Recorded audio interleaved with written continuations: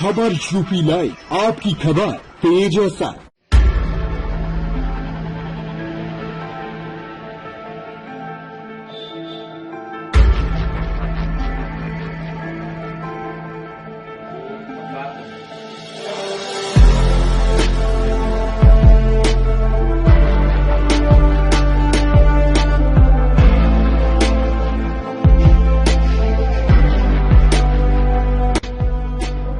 खबर यूपी पर बस्ती के कृषि विभाग में सब्सिडी के नाम पर किए गए करोड़ों के घोटाले की खबर दिखाए जाने के बाद बीजेपी के विधायक संजय प्रताप जायसवाल ने अब मोर्चा खोल दिया है।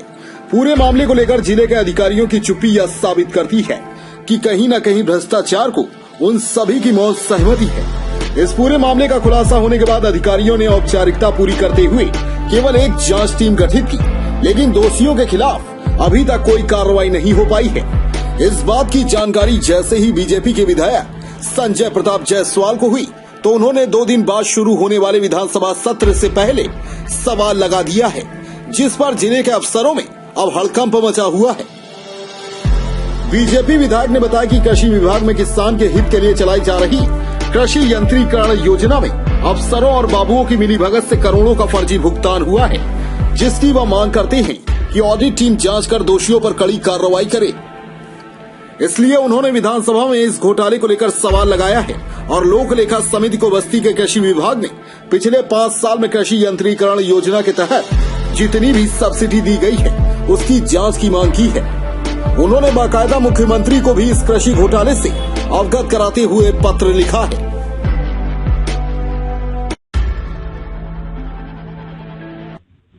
कृषि विभाग में जिस तरीके से कृषि यंत्रीकरण योजना में गोलमाल हुआ, भ्रष्टाचार हुआ, इसको लेकर आपने शासन को अवगत कराया, किस तरह से इस पूरे भ्रष्टाचार का पर्दा उठाया? क्योंकि ये बड़ा गंभीर विषय है, क्योंकि मैंने इसे माननीय मंत्री जी को भी और मुख्यमंत्री जी को भी इसमें पत्र व्यवहार किया है कि बस्ती जनपद में कस्टम हायरिंग बैंक, उनसे रिलेटेड जो फर्म्स हैं, उनसे रिलेटेड जो बाबूज हैं, उनके द्वारा जो अनियमितताएं बरती जा रही हैं, उन अनियमितताओं की एक शासन से टीम गठित होनी चाहिए जो जांच करे और ये स्पष्ट करे कि जो फर्म इनमें शामिल हैं उन फर्मों ने कागजों की सिर्फ एक कागजी पूर्ति की है कि उनके कागजों में कोई गोलमाल है। और मुझे ऐसा प्रतीत होता है कि जिस तरीके के साक्ष्य लोगों के द्वारा बताए जा रहे हैं उनसे कहीं ना कहीं शासन को इसकी गंभीरता से देखना पड़ेगा और जो संबंधित लोग हैं उनके खिलाफ कार्रवाई होनी चाहिए।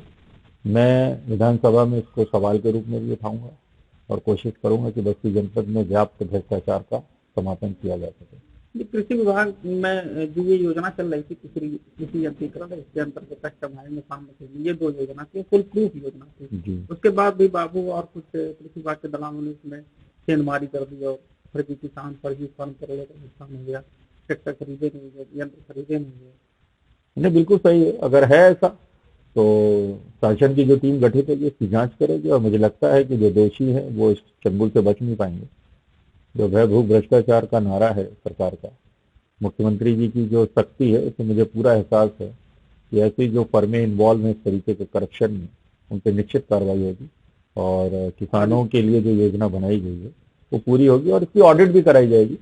इसकी ऑडिट हो जाए कि फंड्स का अलॉटमेंट प्रॉपर हुआ है, कि फंड्स को ऐसे बंदरबाट कर दिया गया और क्या वाकई किसानों तक ये सुविधा पहुंची है कि सिर्फ हवा में ये टंग गई, तो निश्चित इसकी जांच होनी चाहिए। और मुझे पूरा भरोसा है मुख्यमंत्री के सख्त रवैये की वजह से ऐसे जो दोषी उन पर निश्चित कार्रवाई होगी।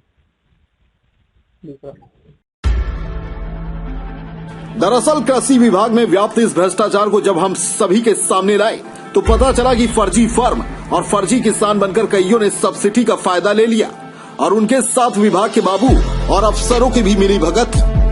दरअसल कृषि यंत्रीकरण योजना के तहत सरकार किसानों की आय दोगुनी करने के लिए गांव-गांव में कस्टम हायरिंग योजना चला रही है, जिसमें गांव के एक बड़े किसान को 8 लाख की सब्सिडी दी जाती है और वह किसान 16 लाख रुपए का यंत्र खरीदता है।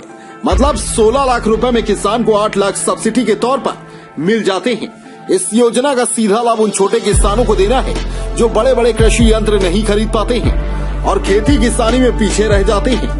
लेकिन बस्ती जिले में ट्रैक्टर एजेंसी के मालिक फर्जी किसान और फर्जी फॉर्म सहित विभाग के बाबू ने मिलकर इस योजना पर ऐसा पलीता लगाया मानो जैसे यह सरकारी योजना नहीं उनकी बपौती है।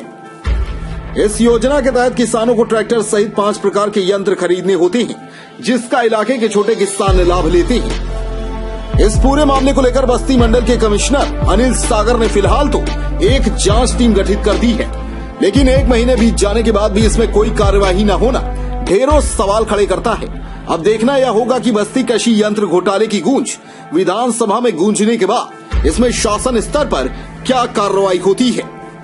डेस्क रिपोर्ट, खबर यूपी लाइव।